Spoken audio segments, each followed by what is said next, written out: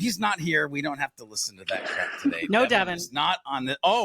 But we could have played it or should have played it because we do have Jack Coopersmith back. Anyway, Liz, go ahead. Sorry, my bad. How dare I know? Dang God! How dare you? I'm just kidding. Hi, I'm in a great mood today, so I may or may not be a little less prickly than usual. We will find out. Nice. We will find out. Jack, maybe it's because you're here and your big smile. Jack Coopersmith is back in the house from HubSpot. Everybody, can we get some applause, please, George? Oh, yeah, that's hot. Yeah, wrong button. Guess what? Who has 2 thumbs, speaks limited French, and had no freaking idea how dazzling and exciting and in-depth our last conversation was going to be about HubSpot's newest hub, HubSpot Commerce Hub. Was that me? It was me. HubSpot Commerce Hubs. HubSpot Commerce Hub. I'm just so excited. No, we had, if you've been listening for any length of time, it wasn't too long ago that we had Jack on to talk about HubSpot Commerce Hub. There we go. There you go. That's that was called better. Pronunciation. Yeah, that was way better that time. Yeah. It's Friday afternoon when we're recording this. We're getting what we're getting. Yeah, that's true. It is a special Friday afternoon, however, because you want to know what happened yesterday? What happened yesterday? HubSpot finally followed me on TikTok. Hey, woo! Not the random applause I wanted. There we go. There we go. It finally happened. Applause, Max. That's amazing. Yeah. It only took about a solid year of just begging them on every social post they did to finally do it, and they did it. So you only had to leave HubSpot to get followed by HubSpot, is my understanding. Which is ironic because they followed me to TikTok, if you really think about it, because I was the presence there before they ever had one. So the presence. Glad they finally recognized it. Yeah. Come on, Sprocket. Oh hey, speaking of which, Liz, let's get specific. Good on them, though. Good on them. Let's get specific though, because if you're listening to this and you're like, wait, Jack was on. I wanted to get into that. Yeah, episode 56. Episode 56 is what they can go back to. Yeah, so episode 56, we opened the door to what we knew it was going to be a detailed discussion. We knew that there were some fun nuances that we were going to be talking about, but we opened the door. We ripped open the lid on a Pandora's box of exciting questions and thoughts and ideas and all of the potential with Commerce Hub. So this is part 2 of that conversation. You don't have to have listened to the first part, but definitely cue it up afterward. But we've brought you back, Jack. You are back to help us get a little bit more tactical, a little bit more granular about what are some of the most exciting features and capabilities that HubSpot's Commerce Hub has to offer. So, George, Max, Jack, are you excited? Let's do it. Couldn't be more excited. Rumble. Okay. I'm so stoked. Big question. Big. What are the mindsets organizations need to have when building a great CPQ? And for those who are not familiar with CPQ, that means configure, price, and quote process within HubSpot. Let's talk mindsets, then we'll go tactics. I like it. Good way to kick us off, Liz. And Liz, Max, George, thanks again for having me. Also didn't realize that you all had this many episodes already. That's awesome. Looking forward to maybe being on like 150, 250, 350. There we go. Welcome to episode 61. Keep rocking and rolling. Yeah, when HubSpot Payments starts taking Bitcoin and stuff, like all that. Yeah. We'll see. Oh, snap. You can pay with NFTs now. Can you go ahead and send me that quote in Dogecoin, please? Yes, easy. I drew a picture of a stick figure. I've made it an NFT. Can I pay my retainer with that? Thank you. Those will be the days. Dogecoin still a thing? Is Dogecoin? Guys, we're already off the rails. Jack, Bubby, talk to us about mindsets. Let's chat mindset. So, again, great to be back. Really appreciate you all having me, of course. When it comes to mindset on the quote to cash or configure price quote side of things specifically, in so many of the conversations that I've had, I've spoken with, founders and, other small businesses, medium-sized businesses that think for some reason they either need to have like 15 different tools to manage this or need to have this giant, unbelievably complex thing to send along to their buyer in order to purchase. And so if I were to dumb it down, I would say simplify is going to be the way to go on so many fronts. George hates that word on that.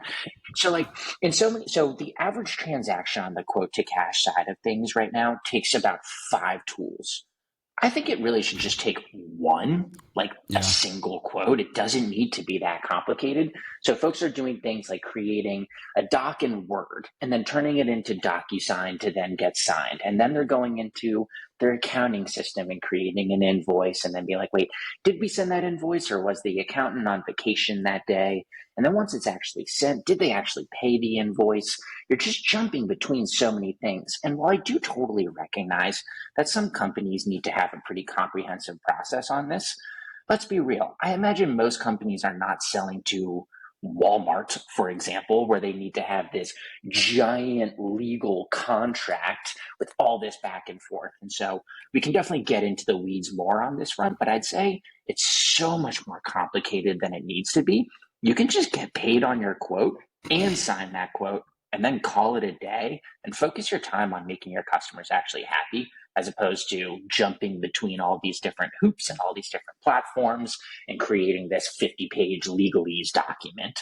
I think it can just be a lot simpler. So simplify would be my recommendation. God, I love this so much. I mean, as organizations, it's so funny because we work so hard on the marketing. We work so hard on the sales pitch and the strategies and all of that. And we work so hard in production to make the best product that we can ship them. And then we get to the point where they have to pay us and we're like, and let's add in a copious amount of buyer repellent. So you have to jog a mile, jump through 3 hula hoops and stand on one toe for 15 minutes to be able to pay me and ship that check through the mail. What? No, come on. We're anti-buyer repellent. Yeah. Oh my God. Avoid buyer repellent as much as possible. I love that. And this is the most important stuck. part of the process too. This is the most important part of the customer journey, I'd argue. Yeah. And that's the thing. So Liz, I know you said mindsets. And by the way, buyer repellent will always stick. I know you were the first to use it. It'll always stick. But here's the thing. I just love hearing it. If we go back to mindsets, right? It's the mindset about CPQ is that it's about getting paid. Wrong. Mm-hmm. Right, but wrong. It's about creating a dope experience that allows money to go from one account to the next. And that's the thing when we think about experience, when we talk about sales and marketing and we say the word experience, what do we mean? Oh, we take time and we put together a strategy that makes sense for the person that is going through the things or coming to the thing that they have to come or go through. Yet many times in organizations, CPQ is let's just slap it on the hind end and try to just figure out what works for us. Well, I think you bring up a really good point there because I think it's not just about the act of getting paid or a client being able to pay you. Think about I equate it to content style. And when I say content style, I'm talking about brand, voice, tone, all of the little rules that live and exist behind the scenes to make sure that the experience somebody has with your content is cohesive, that it's conveying a whole ass human personality in a way that is in line with your ethos, your values, your moral, all of those different things. It's all these little rules and things that, your clients and your customers and your prospects don't care about, but they'll notice if it's missing. They'll feel the symptoms of it not being there. And I think about having seamless payment processes is something very similar. If someone is having an extraordinary experience with your business through your products and services, but the moment from an administrative perspective, they have to interact with your business and it hurts, it's going to convey negative things about your business, whether they consciously realize it or not. You will convey, oh, they don't quite have their shit together. Oh, it will convey how organized are they really? How detail oriented are they really? Max, I'd love to get your thoughts. So I know you had something you wanted to chime in with here. The other thing you got to remember too is when you're configuring not only the price, but you're also creating a quote you got to remember, this is where you are laying down the promise and setting the expectation of the experience that person is going to have. You are quite literally saying, you are going to give us X money and we are going to give you X experience lined out on this, piece of content that's telling you what you're going to get. And I say content, but whatever, quote, invoice, however you want to think about it. Right. And that is, you got to remember, you're setting this story up that then all these other people behind it are going to have to follow, because if you don't, that person who paid the money is going to be very angry. Really great example of this is something I'm going through right now. We hired a company to build, I won't say which company it is yet until they resolve this, but we hired a company to build a 10 by 10 deck off of our pool. And we hired them in August. The salesperson said, you will have it in 4 weeks. You'll have it for January or for And you July. totally have a deck now, right? I have a half put together death trap in my backyard, and I have had 3 project managers quit. And nothing's happened since then. And now we are knocking on December, right? But some things that happened during that time that were totally because they didn't have their SHIT together when it came to their configuration, their pricing, or their quoting. I had experiences such as when the first project manager showed up a month late, mind you, he said, hey, so there's no dumpster on this agreement. And I'm like, okay, bud, how the f was I supposed to know there needed to be a dumpster on the agreement? Why are you even saying that to me? That is not my problem. I bought a deck, not a dumpster, right? And so we had to do this whole back, and he's like, well, do you want me to get a dumpster? I'm like, I don't know, do you guys need a dumpster? It was this whole ridiculous thing. And then there was a whole nother experience where they were supposed to put a gate, right? Because I have children, and I don't want my children walking onto my porch and falling into the pool.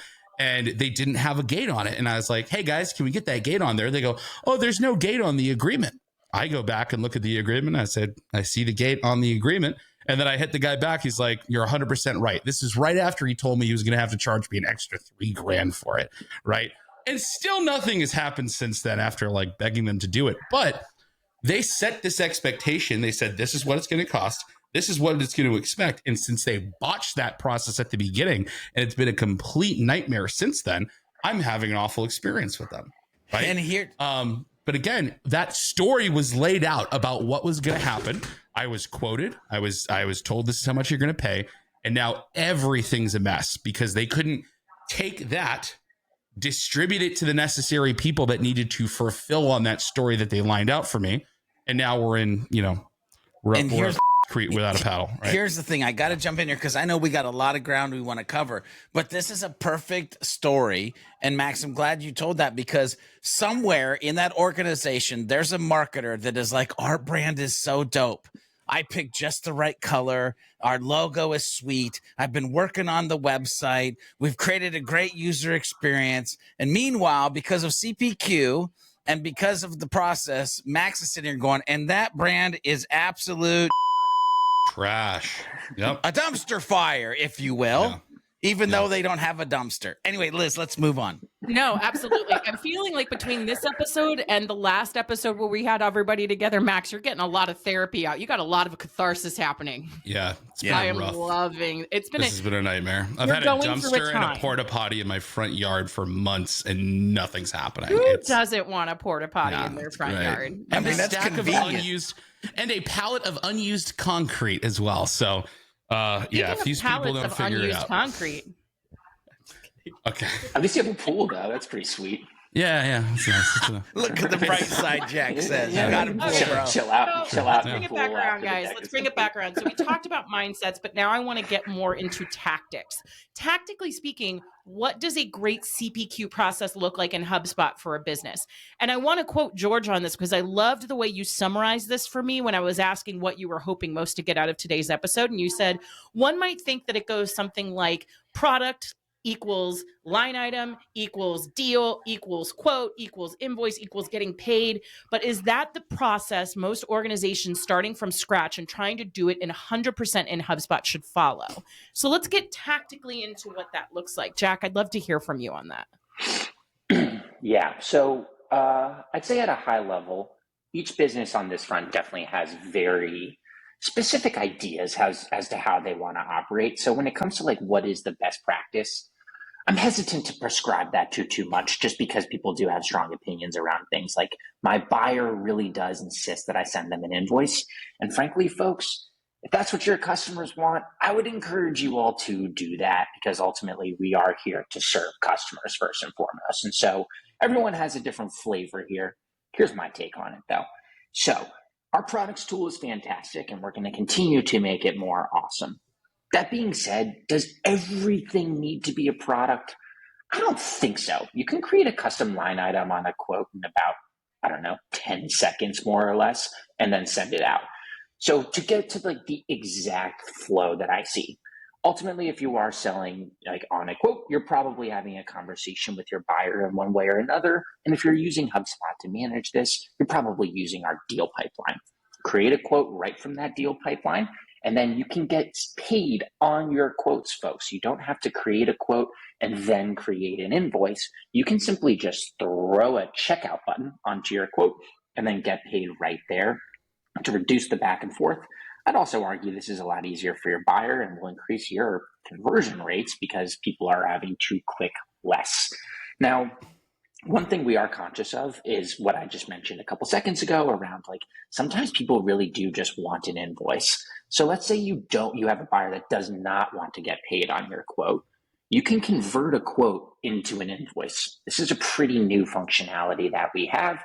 And so if you wanted to just create that quote and then turn it into an invoice, it is about 3 clicks to do so, because you just convert it and then you finalize it and then you send it. So that's really it. And so getting paid on the quote versus getting paid on the invoice, kind of up to your buyer and kind of up to your organization. But I'd say you don't need to jump through too many hoops. And also you don't need to over index on products as much as it is important. And if you really are reporting on the product level, yes, you should over index on that. But so many businesses are like, I have this 10,000 product long library. I'm not sure if you really need to do that. And if you do have a product library that big, I'm not sure that you're getting the metrics out of it that you would really want to get. So that's just my quick take on the flow and the process for folks. So there's so much that I love about that, and then question that I have, because I try to put my mindset in the listener or viewer. So what I love about what you said, Jack, is the fact that I can now meet the buyer where they're at, because I've had people say, hey, I need a quote so we can get a signature on it. And then, we'll go from there. Okay, sweet. I'm going to quote them and then I'm going to invoice. I've literally had people after having a sales conversation be like, dope, that's what I want. Send me an invoice. Now in HubSpot, I can do it either way. The flexibilities, like simplify is a word we used in here. Flexibility for you as the person who is selling the thing is amazing. Now, here's the thing though, because when you said like products versus just a custom line item, in your mind or the team's mind, is there a reason when to product and a reason when not to product? Like what's the mindset around that? Because again, I know you mentioned kind of reporting and stuff like that, but somebody could go all willy-nilly and do just custom line items all day long and survive, get paid. But maybe you need structure. Like, Jack, dive deeper into products for us in that kind of thought. It's a good question. And Max, as someone who has had your hands all over the tools for a long time now, be curious your take on this here as well. I guess my quick take is, if your product library is approaching triple digits, and this is a little bit arbitrary, but if you have hundreds and hundreds of products in a given product library, and you want to take a step back and say, what are my top selling products? And all of your top selling products are like about $50, again, kind of an arbitrary number, but like a low amount, and there are like 60 of them. Is that really like your top products? Like, is that really informing your business and like product combinations that people are most likely to buy?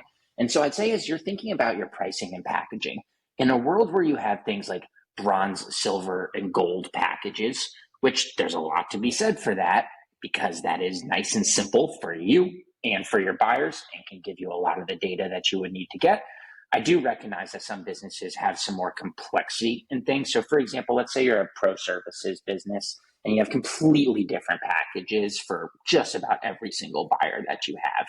I probably wouldn't index as much on the product side of things, more on the payment object, more on the deal object, more on the invoice object, for example. And so I'd say it kind of depends based upon how complex your pricing and packaging is.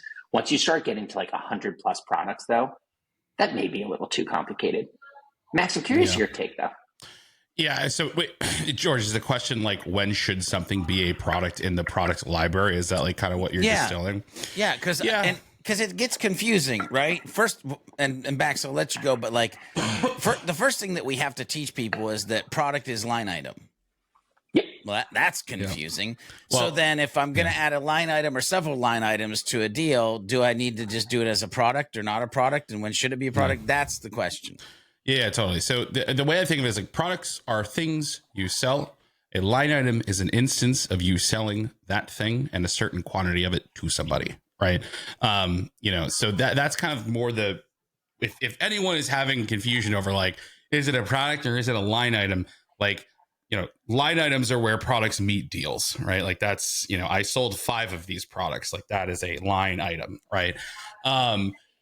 When something should be a line item, I think you got to think about what's the utility of it being in there, right? The utility of it is usually around 3 different things. One, I can easily add to a quote, right? So if it's something that needs to show up as its own thing on a quote, and it's very important that it shows up as its own thing with its own price, then you do that, right? But like there are situations where it could be like, well, if I'm they actually kind of did it on this quote that they gave me, right? Like they didn't say you're buying all of these different nuts and bolts for this gate. They called it a gate package and it was X amount of dollars, right? Even though there's like a bunch of things in there, right? So I think there are plenty of situations where you might say, hey, if it's something that can be bundled up with other stuff, do that as much as you can to reduce the amount of line items that you have. But if it's something that someone needs to see, how much does this one thing cost? And it's on a quote, right? That's a good reason to have it. The other thing too is you got to think about reporting, right? If you care how much of something you sell and you want to report on it, you got to remember line items are objects by themselves. They're objects in a database. They're sitting in a table. You can build reports off of them, right? So, I mean, if reporting on how much of something you are selling is important to you, you might want to have it as a product that shows up as a line item on a deal, right?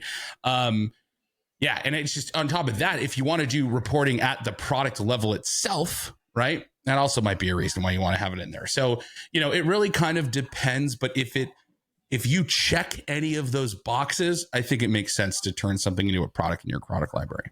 Yeah. So I got to dive in here because I was looking at the chat, which I love that we have live viewers and we have this chat that we can look at. Well, and I love, by the way, I love Chad. Chad is always showing up in the chat pane.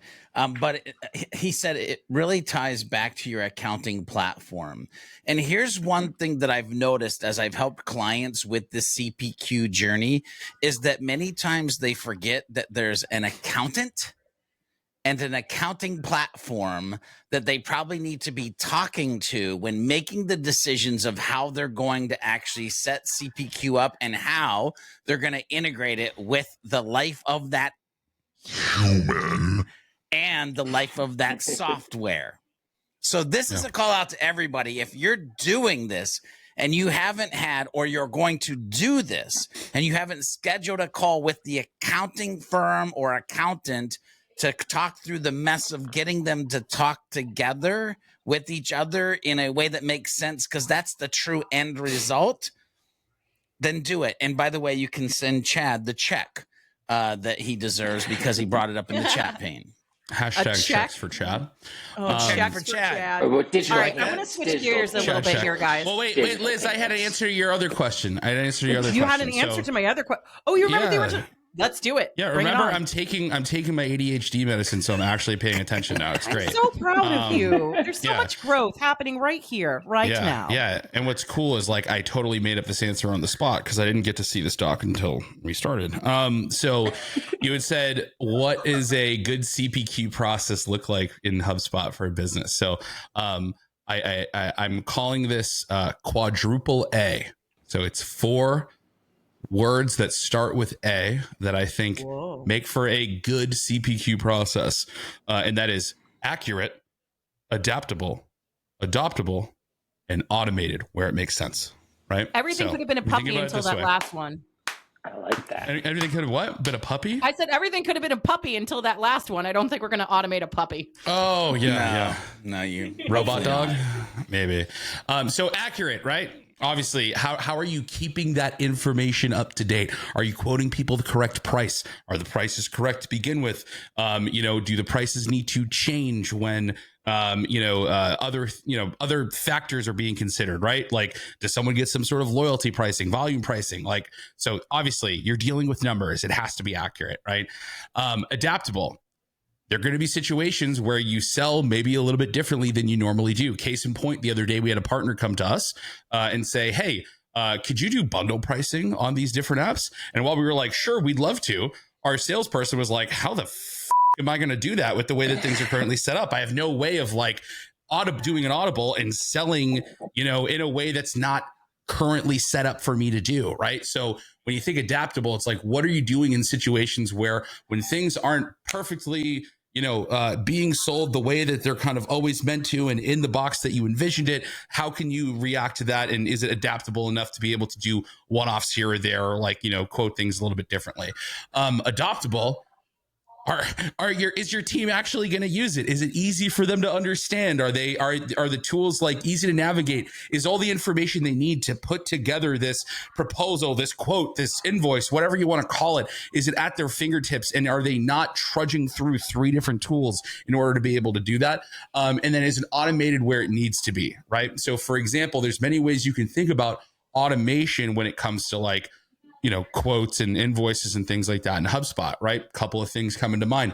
Are you automatically invoicing people? Are you automating the process of even just signing a quote or, paying for it? Like, how are you automating how these things are happening? Am I moving a deal to a certain stage in it? Is it automatically sending an invoice to someone or, whatever it may be? I want to shout out like another app builder on the HubSpot app marketplace that I think is super relevant to this conversation. There's a gentleman named Harry Bevins. He has a company called Weave and Blend, and he just released one of the coolest apps I've ever seen that has to do with line items in HubSpot. It's called Line Pilot. What it allows you to do is it allows you to just change object properties on a deal, and it automatically generates all the line items for you dynamically using rules. It's one of the craziest things I've ever seen.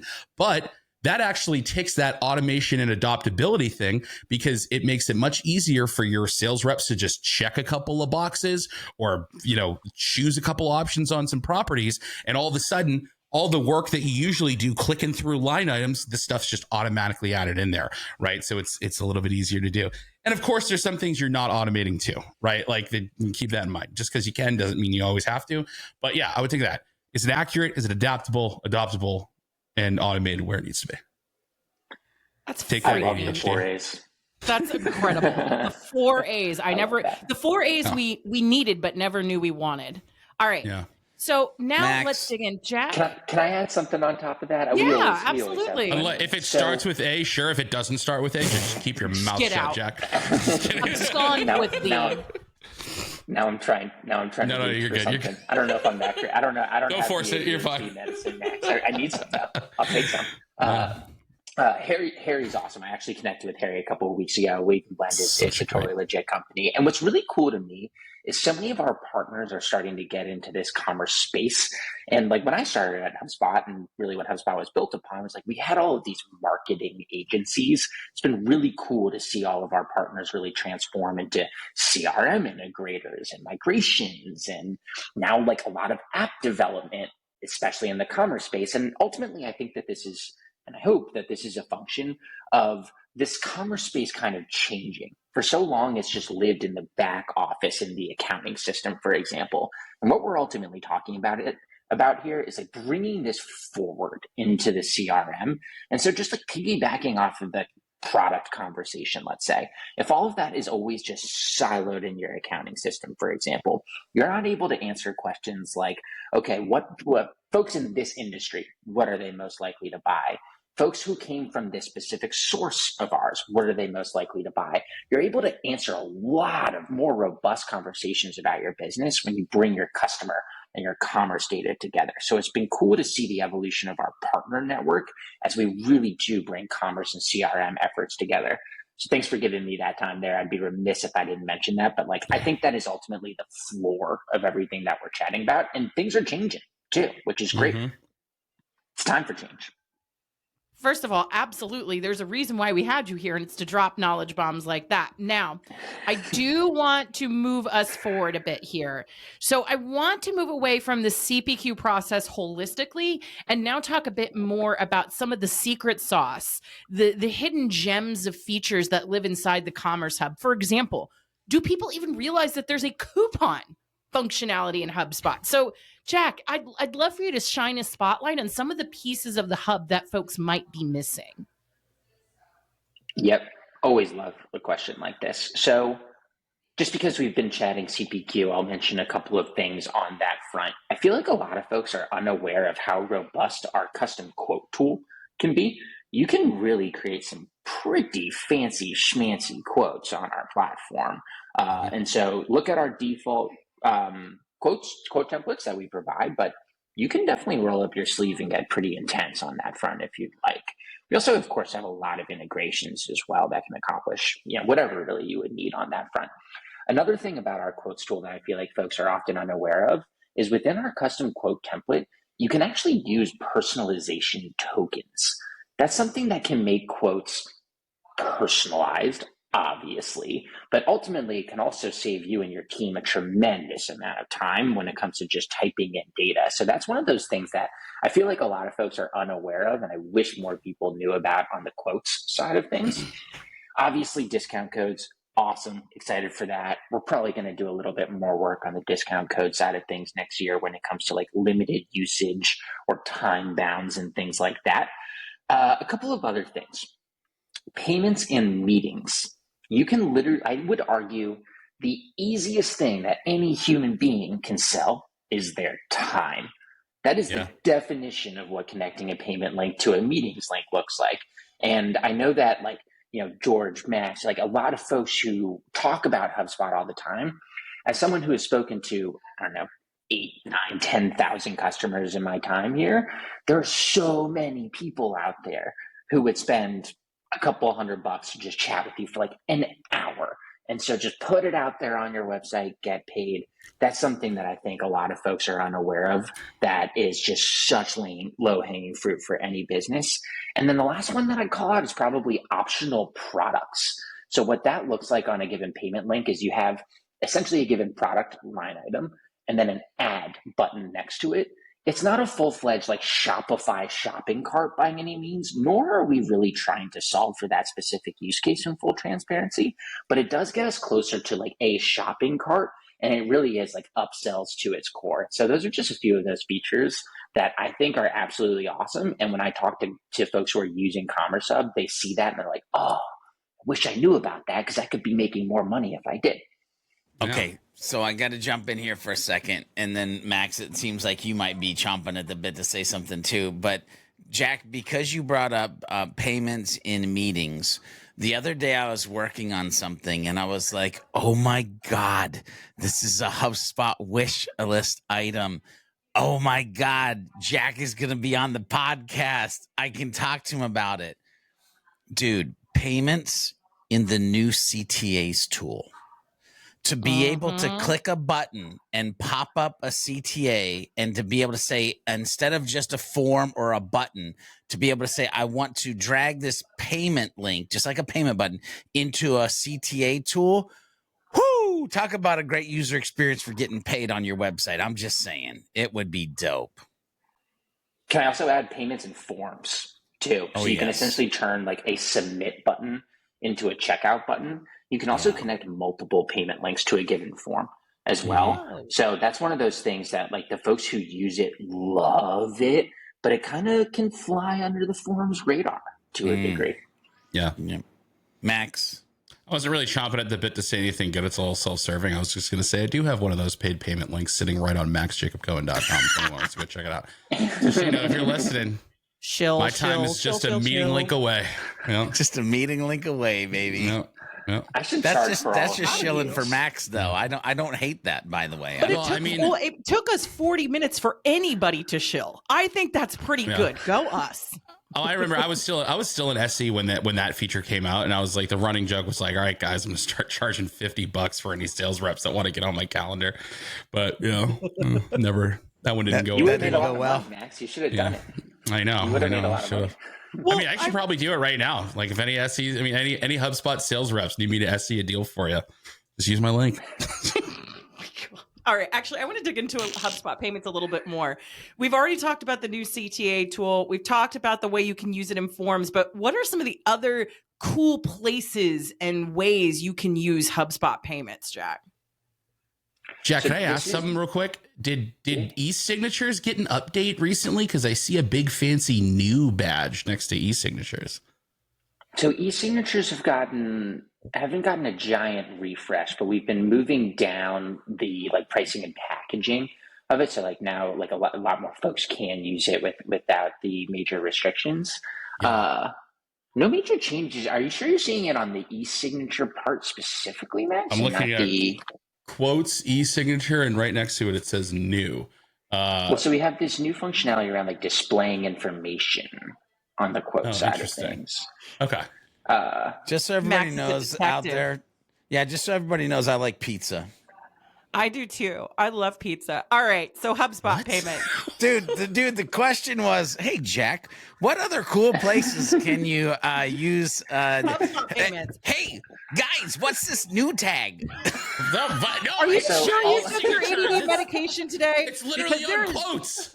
There's high level squirrel at vibes happening right now. I'm literally going to paste this into what I'm putting it in our Slack channel. God. And you can see new next to e-signatures. So I was curious.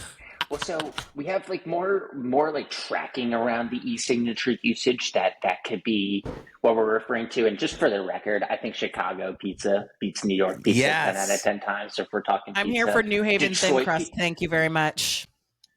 Frank Pepe's. Not bad. Oh, Frank Pepe's, dude. Yeah. Yes. All right. Where else can we use payments, though? Jack, Where else can we use payments? Totally brand new question. What are the different ways we can use HubSpot payments? So this entire like burdening, like the growing space in the B2B area called embedded payments. It isn't just HubSpot that uses that term. It's something that's growing pretty quickly. So meetings, forms for sure. CTA is absolutely a very close connection there as well. And then when it comes to marketing emails, when it comes to our CMS as well, you folks will see a payment module right there on the left that you can drag and drop right on over to make getting paid on your website very, very easy. So you do not need to be able to write code by any means. You simply need to know how to drag and drop, and that's pretty much it. Also in places like the extensions that you can use, like your email extensions, as well as conversations too. So like, for example, let's say you have a support rep talking to someone and they're like, hey, I really, really want to buy more products. It's so inefficient for that support rep to then go to their back office and be like, hey folks, here's what they want. Let's go ahead and send them an invoice, and then obviously have zero visibility into that invoice. Instead, right where they're working right there, drop a payment link and ship it. And so we want to make folks a lot more efficient on this front. And I really, really, really would love to see a lot more businesses open up completely new revenue streams here. I don't know about you all, but like if I have $10 coming into my account that I didn't previously anticipate, great, I'll take it. And if you can just open up some new revenue by selling differently online and productize your services, one thing I always fall back on is we have, I've seen divorce lawyers selling their services online without talking to anyone. If a given divorce lawyer can do it, you all can too. Yeah. That's So like the equivalency. I never thought Yeah. I would ever hear. Let's all learn from divorce lawyers. George, go ahead. yeah. So a couple things I want to just throw out here. Having the power to have payments inside of your Gmail or your Outlook, I hope people just take time to realize how powerful that is for the conversations that you're going to have. Now, again, this might be the wish list item episode that I'm going to have here, because when I think about communication and I think about the fact that I can put it inside of my Gmail or my Outlook, what I wish was possible is that I could actually create a HubSpot template, because I can insert a snippet, a document, a meeting link, a video. I wish that I could create a HubSpot template that I could add a payment to as well, saving my sales rep, aka myself, the time of actually needing to even add that because it was already in there, right? So again, I'm not poo-pooing on anything. I'm saying these are all awesome places, but HubSpot, Jack Coopersmith, and team, please continue to find more places where we can leverage payments inside of HubSpot. Well, You're could you gonna do like a see payment George- link? You're going to You see could George drop at a payment inbound link with a into it. payment link. Dude, don't pee on my parade. I want there to be insert and Insert under payment link. insert Yeah. payment link. Yeah. Max's SE hat. Max's say. SE hat. Just drop the URL in, George. Yeah, I think here's like another. I think a bigger thing where I'm like, wow, it's cool we finally got here now, right? Like, and I kind of compare it to when Service Hub first came out, right? Where, you know, HubSpot always preached attract, engage, delight, right, as like the inbound methodology. And yeah, I know for anyone like before that, it was attract, convert, close, delight. But you know, if you think about it, it was still all the same thing, right? We knew delight was so important, but we never had tools to actually help people do it. We had like, you could kind of do it with like the Marketing Hub a little bit, but when we had the Service Hub, you could finally truly attract, engage, delight, right? I think what's neat about invoices finally becoming their own object, right, is when you think about the basic motions of payments in HubSpot, we have a way to tell you how much it's going to cost. That's a quote. Tell you how much you owe us, which is an invoice, and tell you how much you paid, which is the receipt after you get paid. So it's like those major forms of paper, or what we used to represent with paper, right? Those now all have their proper digital space within HubSpot, right? And you no longer have to do this fun game of like, well, it's a quote, but it's a quote with a payment link on it. So it's kind of like quote 0.5, but it's not quite an invoice because it doesn't say invoice, right? Which a lot of people like, I'm sure, Jack, you saw plenty of people saying, well, let's just do a custom quote template and call it an invoice, right? It's like now all of those things, even if you use them in slightly different ways, right? I think us being in the digital age now, it's more common that we see a quote with a payment link at the bottom, whereas like you look back, I don't know how many years that's not happening, right? But, you know, now it's just, I just think it's neat that like we're still enabling those businesses that sell in that way, where it's like, here's the quote that's just for you to look at and know how much it costs. It's maybe for you to sign it, right? And then you're used to getting an invoice from us. We can still do that if that's something that you want to do, right? We're not totally forcing you to be in this digital age where we're telling your I don't know, your accounts receivable or payable or whoever it is, oh, you got to sign this quote thing when you're expecting an invoice. Right? Like it has those three major motions now. What you're going to pay, what you owe us, and what you did pay. It's all there. I think that's just cool. That. All right. It shouldn't be hard to get paid. Like once you've gotten to that finish line, it shouldn't be hard to get paid. No. That's the part of the process that shouldn't hurt. And then we talked about that at the beginning of how important it is to make sure that part of the process is seamless. Before we say goodbye to all the daylight hours and our time together here with Jack, there is one other big topic I want to make sure that we cover today, and that's invoicing. Why should folks be invoicing through HubSpot versus other platforms? What makes it so special, so awesome, so happy in HubSpot? Particularly, by the way, for those of us who use QuickBooks. Like that because I know a lot of folks who are still on that bandwagon. Totally. Well, so part of your question as well is, like the undercurrent of it, I guess, is like, what is the relationship between a given invoice in HubSpot and a given invoice in an accounting system? So I recognize that. I promise I'll tackle that. I'd say at a high level, though, Commerce Hub is really looking to solve for 3 use cases more than anything. Let you all get paid faster, increase your revenue, and save time.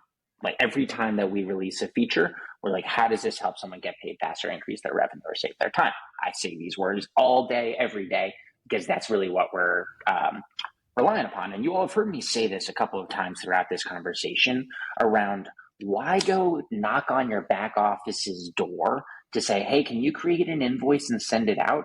You're able to just create it within HubSpot and then distribute it in a few clicks.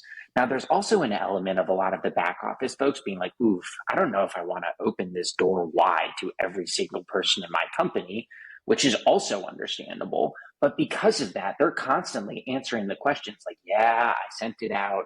No, they haven't paid it yet.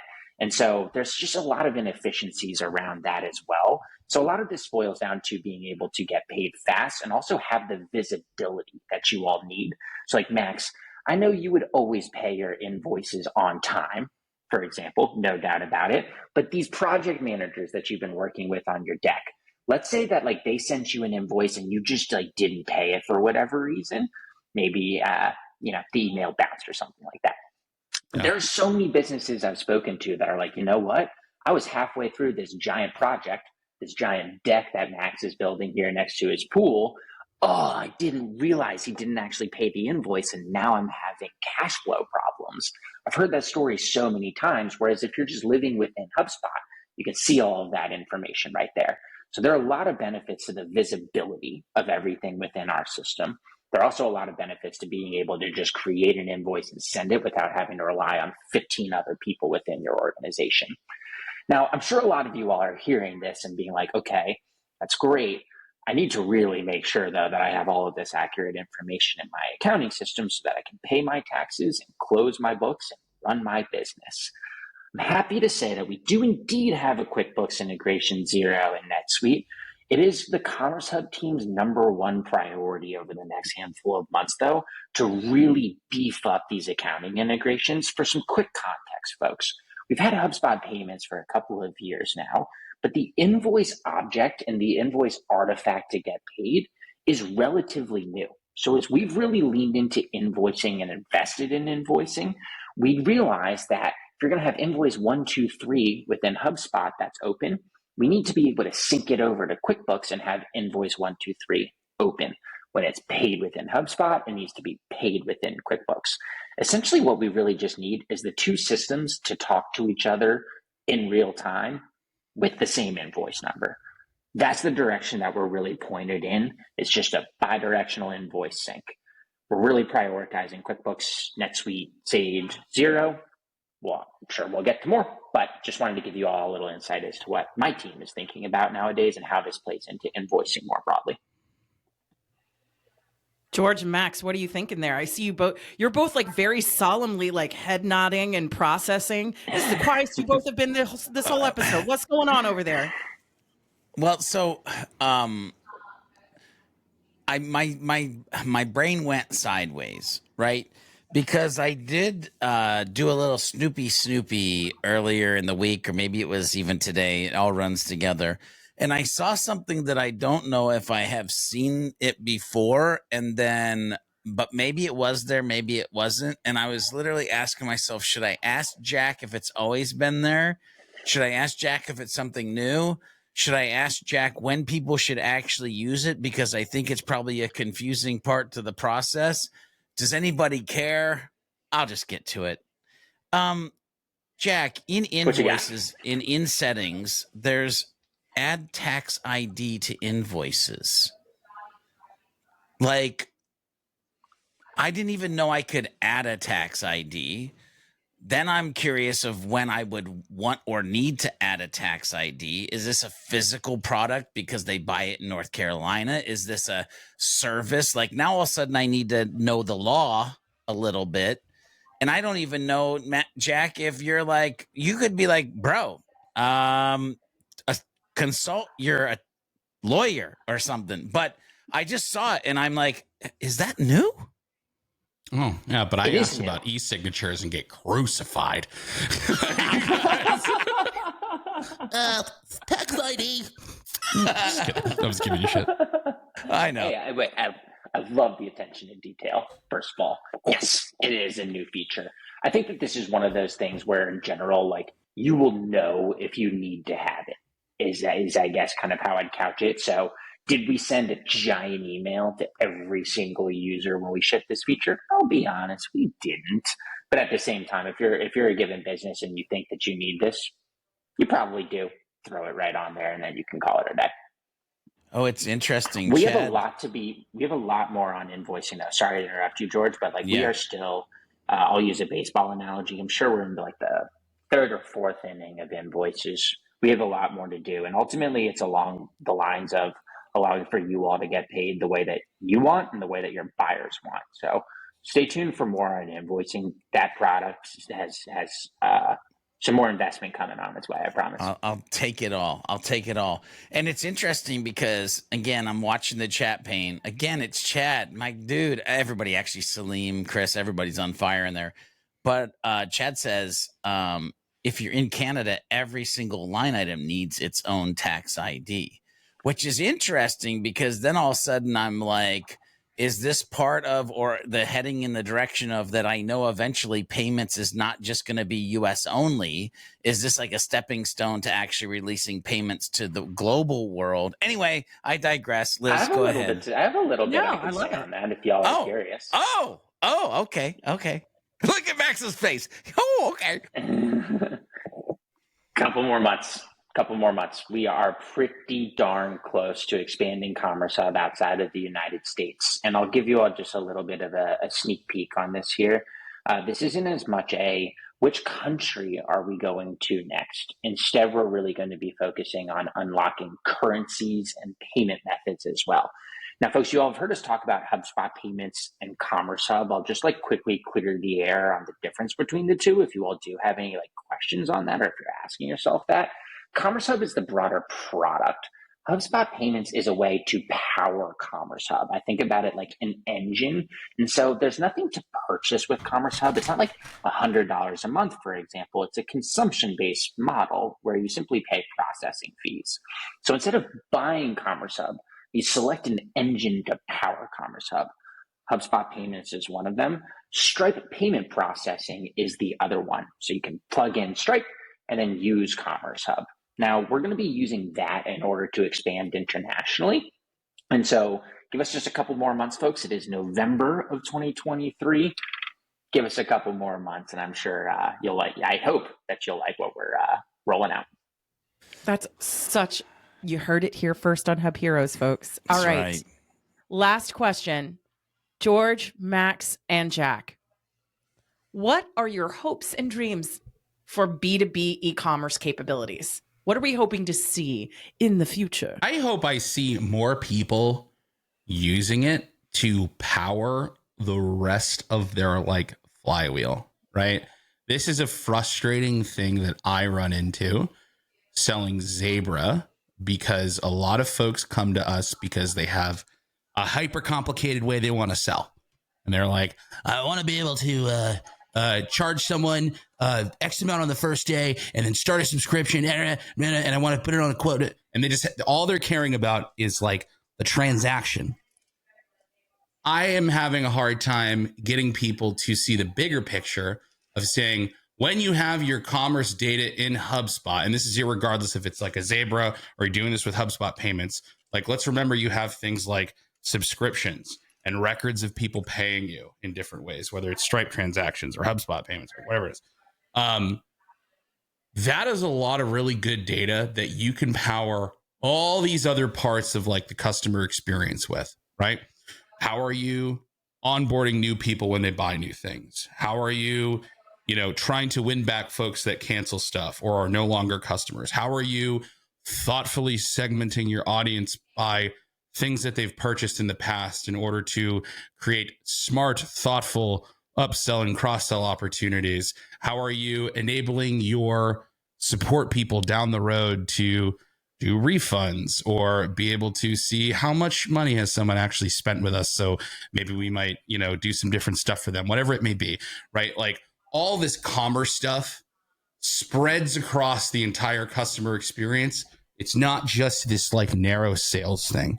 And the thing that I see that just disheartens me a lot with customers is that so many of them are just hyper focusing on the, how do we just like set something up so we just get paid? Not how do we take this history and data that we have about how people are giving us money and when they're giving us money and when they stop giving us money to then inform the rest of this experience that we could be providing for them. So not necessarily a wish for the tool, because the tool's got a lot of stuff that lets you do that already, right? It's more so a wish for the folks that are using it, the operators, and also folks like us who are encouraging those folks how they use it, right? It's to think of different ways to like use that. That's not just how do you get paid as quickly as possible and then it stops there. I love that. I hope.